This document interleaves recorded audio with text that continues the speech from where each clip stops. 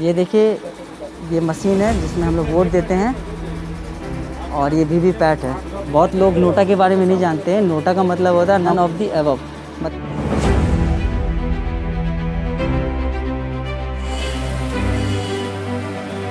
Hello guys, good morning and welcome back to the blog. आज है 5 अक्टूबर 2020 और आज का ये मैं ब्लॉग शूट कर रहा हूँ अपने एपिसोड 2 के लिए, जो कि बिहार विधानसभा इलेक्शन को मैं कवर कर रहा हूँ उसके लिए।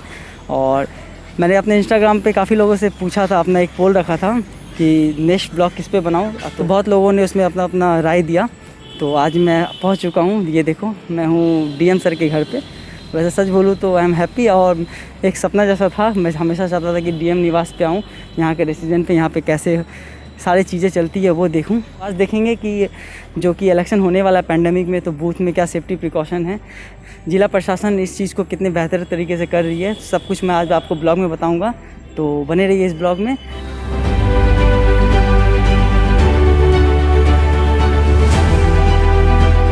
ये सारे स्टाफ क्वार्टर है और ये सर का ऑफिस है एक्चुअली, और सर का घर मैं आपको दिखाता हूँ। ये वाले गेट से अंदर जाते हैं तो सर का घर आता है। तो अभी एक्चुअली मैं उनके ऑफिस में हूँ। ऑफिस के पीछे सर का पार्किंग जोन है, तो जिला प्रशासन का जितना भी गाड़ी वगैरह है सब पीछे पार्क होता है। तो काफ़ी अच्छे से सिस्टमेटिक तरीके से स्ट्रक्चर्ड है डीएम आवास। काफ़ी सेफ्टी प्रिकॉशन लिए गए हैं।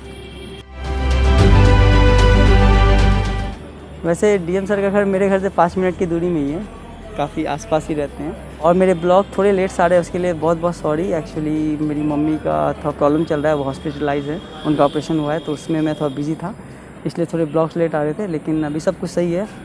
तो आज 5 तारीख है, तो आज ही वो डिस्चार्ज हो जाएगी। तो ब्लॉग्स कंटिन्यू, अच्छे अच्छे ब्लॉग आते रहेंगे। तो देखते हैं, आज का ब्लॉग काफ़ी इंटरेस्टिंग होने वाला है। तो इस ब्लॉग को लाइक करो और इस वीडियो को शेयर करना मत भूलना। और ये देखो सर का कुत्ता, क्या नाम है इसका? जोई। जोई ये डीएम सर के घर में रहता है। कितना क्यूट है। मुझे कमेंट में बताना ये कौन से ब्रीड का है। I love dogs.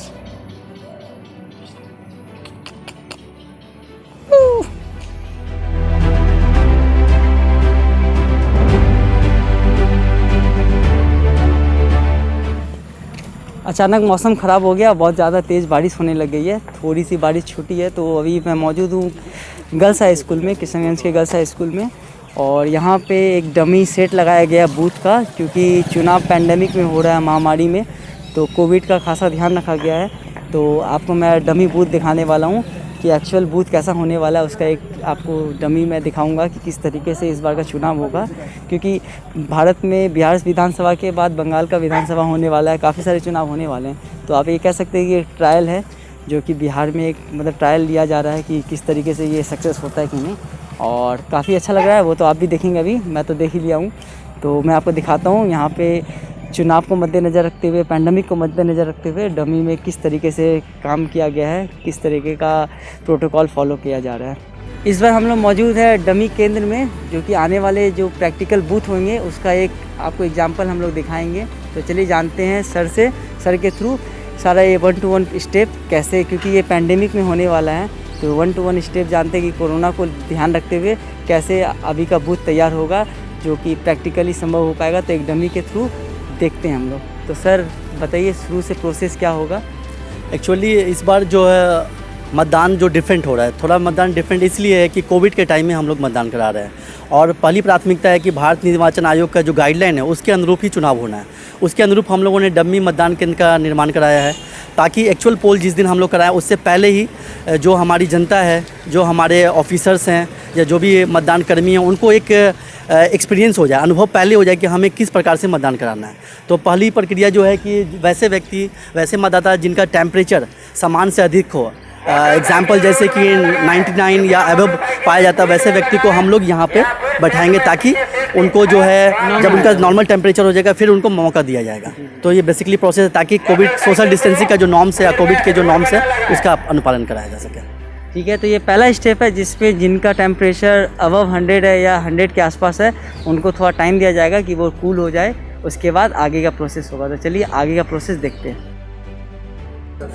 आप लोगों ने, बहुत लोगों ने कमेंट किया था, आप लोग डर रहे थे कि कोरोना में हम लोग वोट देने नहीं जाएंगे, तो स्पेशली ये ब्लॉग आप लोगों के लिए है, ताकि आप देख सकें सरकार आपके लिए कितना मेहनत कर रही है, कितने सारे सिस्टम को लागू किया है, कितने सारे सेफ्टी मेजर्स रखे हैं ताकि आप वोट देने आए, क्योंकि वोट देना आपका प्राथमिकता है, आपका हक है, तो वोट देने से कतराए नहीं।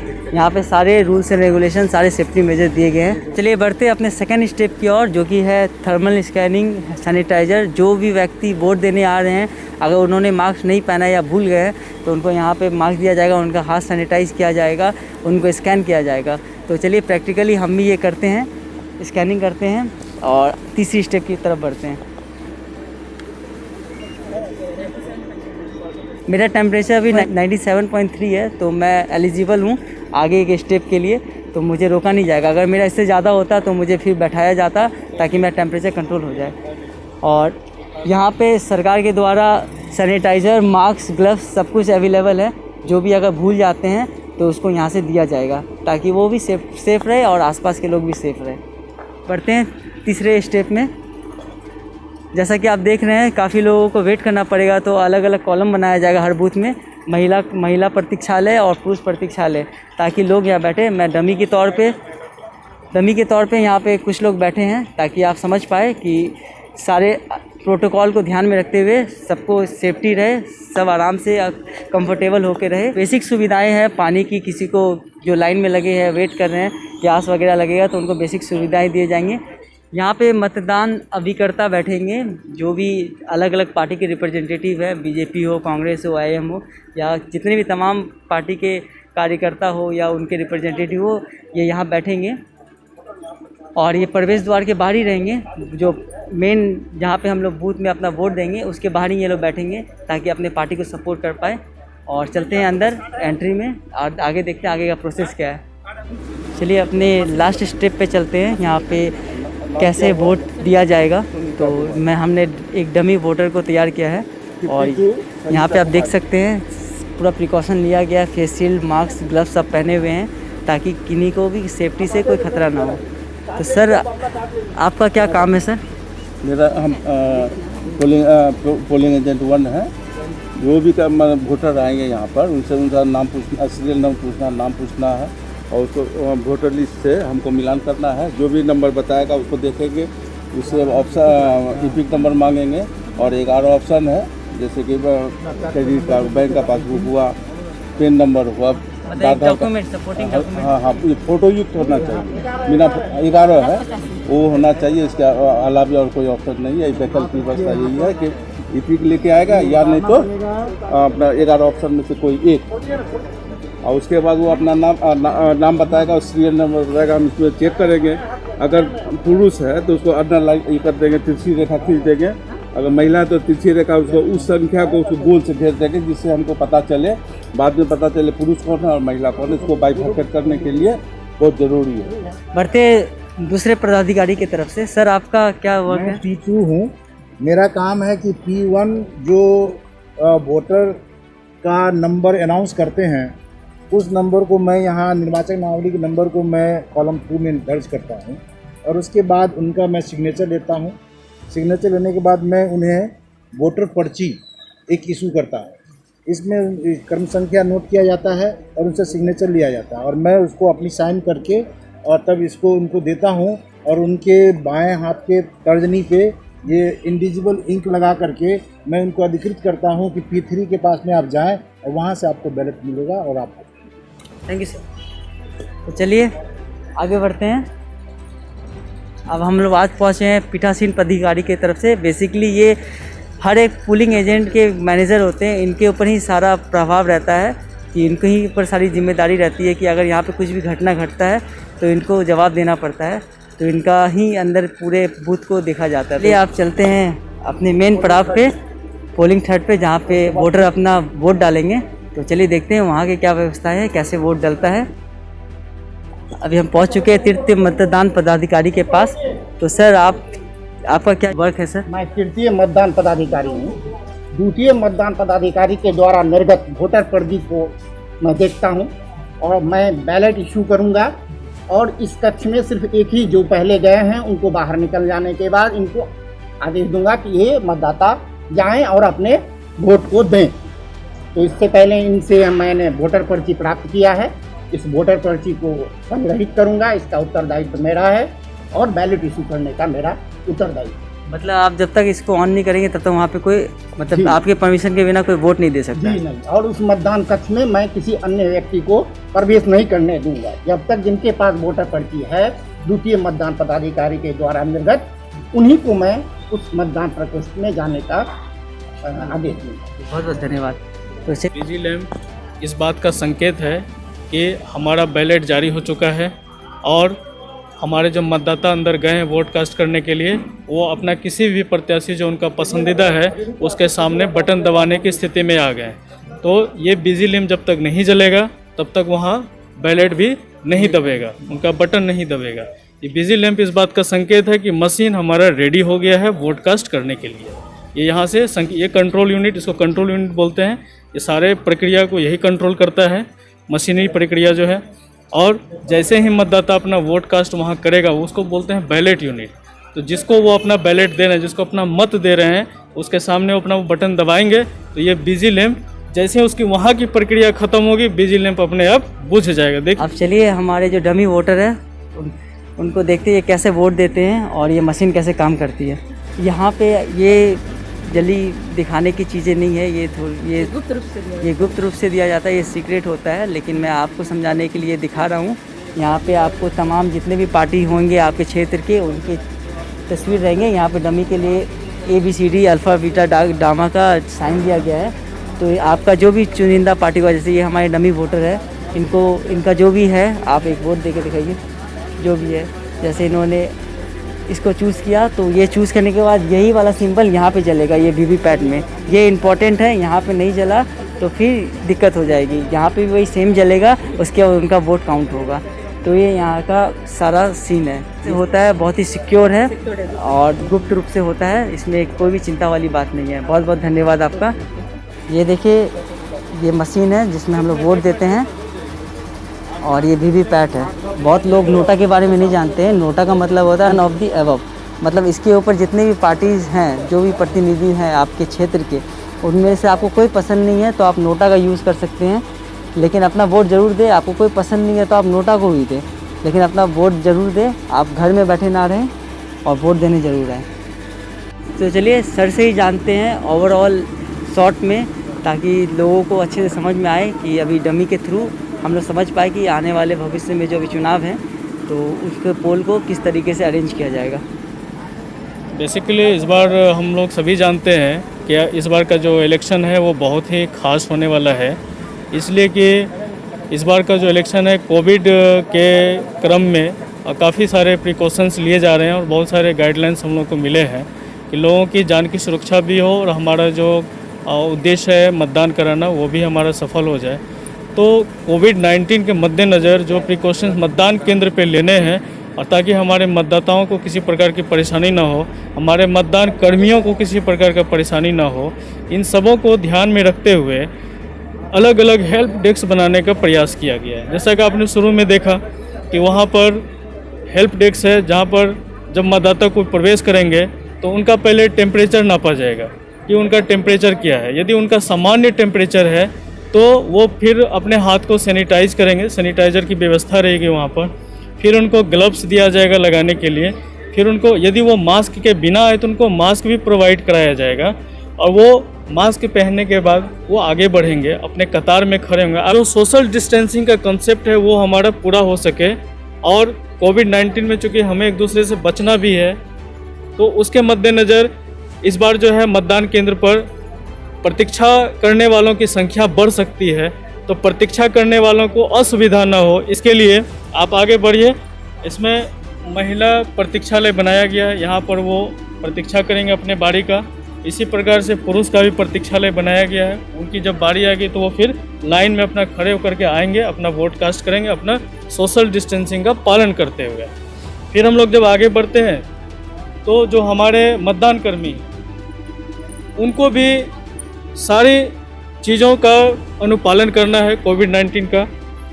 उनके हाथ में ग्लव्स हैं, उनके फेस पे फेस शील्ड लगा हुआ है, मास्क वो पहने हुए हैं और अपना जो है मतदान का जो दायित्व है वो संभाले हुए हैं।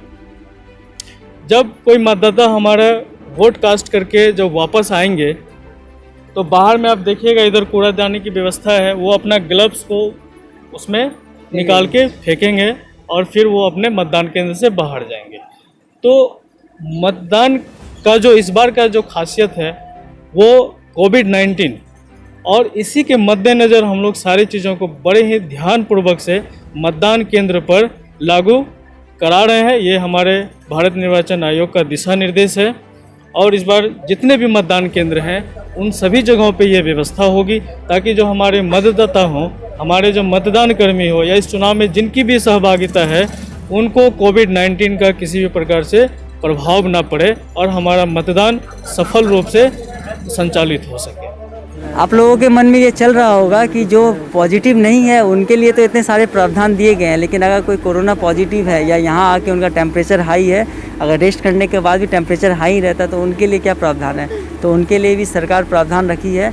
आपको पीठासीन पदाधिकारी के द्वारा एक चिट दिया जाएगा, वो लास्ट आवर में जो है फिर आपको बुलाया जाएगा और जितने भी यहाँ पे रिप्रेजेंटेटिव होंगे वो फुल्ली मेडिकिट या पीपीई किट है, जो भी सेफ्टी मेजर्स है उनको पहनेंगे और उसके बाद आपका वोट दिया जाएगा। और इस बार चुनाव में समय सीमा भी बढ़ा दी गई है। जो पहले 6 बजे मॉक पोल हुआ करता था वो 5:30 बजे हो गई है और जो वास्तविक मतदान होती थी जो 5 बजे समाप्त होती थी उसको 6 बजे कर दिया गया है। और बूथ की भी संख्या बढ़ा दी गई है, जैसे आम चुनाव में होता था इसमें बूथ की संख्या बढ़ गई है क्योंकि लोग थोड़े डिस्टेंस को ही मेंटेन करेंगे तो भीड़ ज़्यादा ना हो और समय सीमा ज़्यादा ना लगे, तो बूथ की भी संख्या बढ़ा दी गई है और समय भी सीमा बढ़ा दी गई है ताकि अपने समय के अंतर्गत ही सारा कुछ अच्छे से हो जाए।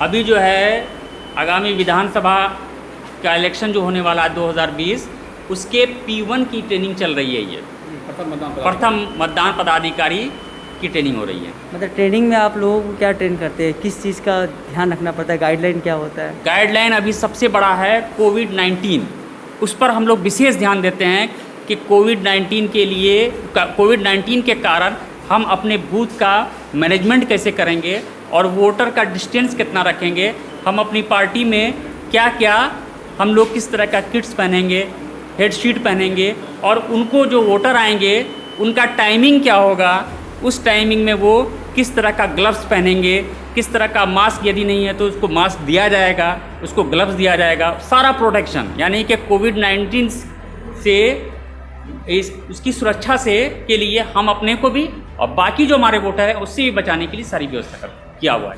जैसा कि मैं ये देख रहा हूँ काफ़ी सारे स्टिकर है मशीन में लगे हुए हैं बहुत सारे, तो सर आप मुझे ये बताइए कि ये स्टिकर का कोई यूज़ है या ये बस ऐसे ही लगे हुए हैं? नहीं है, इसका बहुत ही खास यूज़ है। ये एक संकेत है, ये ग्रीन स्टिकर देख रहे हैं आप, ये बेल कंपनी के द्वारा जो मशीन तैयार की गई है। जब ये चुनाव के लिए आते हैं हमारे ज़िले में तो इसकी फ़र्स्ट लेवल चेकिंग होती है बेल के इंजीनियर्स के द्वारा और बेल के इंजीनियर इसको सर्टिफाई करते हैं कि ये मशीन हमारा जो है इलेक्शन पर्पस से यूज़ किया जा सकता है, तब जाके ये ग्रीन स्टिकर लगता है और उस पर बेल के इंजीनियर का साइन होता है, आप देख सकते हैं। मतलब ये हुआ कि बेल के इंजीनियर ने इस मशीन को इलेक्शन पर्पस के लिए ओके कर दिया है। ये हमारा FLC ओके मशीन है। और इसी तरीके से आप देखिए जो कंट्रोल यूनिट पे लगा हुआ है, ये दिशा निर्देश है कि जो कंट्रोल यूनिट FLC ओके होता है उस पर पिंक पेपर सील लगता है, इस पर भी बेल के इंजीनियर का साइन आप देख सकते हैं जी। ओके, यानी ये मशीन हमारा ओके है इलेक्शन के लिए। लेकिन अब इसको हम ट्रेनिंग में यूज़ कर रहे हैं, तो ट्रेनिंग में यूज़ करने के लिए दिशा निर्देश है, उस पर पीले रंग का स्टिकर आपको लगाना पड़ेगा ताकि लोगों में यह भ्रांति ना हो कि भाई ये क्या चीज़ है। तो इसमें आप देखिए कि लिखा हुआ है ट्रेनिंग एंड अवेयरनेस, है ना, तो कोई भी आदमी समझ लेगा। आप इस बक्से पे भी देखिए ट्रेनिंग एंड अवेयरनेस, मतलब ये मशीन यदि हमारा बाहर में है, यदि किसी को भ्रांति हो जाती है भाई ये मशीन बाहर क्यों है, तो वो इसके स्टिकर के माध्यम से वो वेरीफाई कर सकता है कि ये मशीन ट्रेनिंग और अवेयरनेस के लिए बाहर है। ओके गाइस, तो एपिसोड 2 के इस ब्लॉग के लिए बस इतना ही, क्योंकि ये इलेक्शन कोविड में हो रहा है तो ये बहुत इम्पोर्टेंट था कि आप लोग जान पाए कि क्या प्रिकॉशन लिए गए हैं गवर्नमेंट के थ्रू। और अगर कोविड नहीं भी होता तो भी ये इम्पॉर्टेंट था ये वीडियो कि आप जान पाए कि इलेक्शन किस तरीके से होता है, किस तरीके से बूथ बनाई जाती है। और आई होप आपको ये वीडियो पसंद आया होगा। आप ये वीडियो कहीं भी देख रहे हैं, फेसबुक में देख रहे हैं या यूट्यूब में देख रहे हैं, इसको ज़रूर शेयर करें अपने दोस्तों, अपने परिवार के साथ, और मेरे चैनल को सब्सक्राइब करना ना भूलें। मैं मिलता हूँ आपसे जल्दी अपने अगले एपिसोड में, जिसमें मैं आपको सिविजिल क्या है, DCC क्या है, इन सब चीज़ों के बारे में बताऊँगा। तब तक आप अपना ध्यान रखें, सेफ़ रहें।